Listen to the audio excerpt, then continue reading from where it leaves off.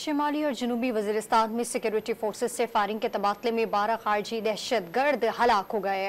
ISPR ने बताया है कि खारजियों का बहादुरी से मुकाबला करते हुए 6 जवान भी शहीद हो गए। तफसील जानते हैं, इस्लामाबाद के ब्यूरो चीफ इफ्तिखार शिराजी हमारे साथ हैं। इफ्तिखार शिराज साहब, मजीद क्या तफसील है, बताइएगा।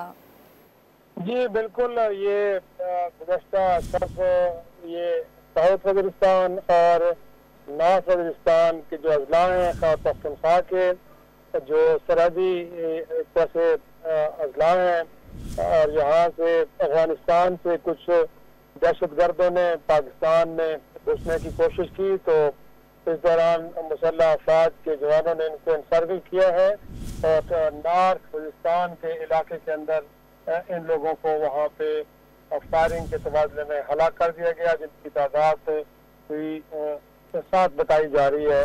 और इस दौरान फिर बताया गया है कि साउथ वज़ीरिस्तान, जनूबी वज़ीरिस्तान के इलाका अलहदा में भी कुछ दहशतगर्दों ने मुसल्लह अफवाज पे हमला की कोशिश की और इस दौरान दोनों तरफ से फायरिंग का तबादला हुआ। इस वाक़े के अंदर भी 5 जो खारजी हैं उनको हलाक किया गया, लेकिन इस दौरान मुसल्लह अफवाज के 6 जवान भी बहादुरी से लड़ते हुए उन्होंने जामे शहादत नोश किया है।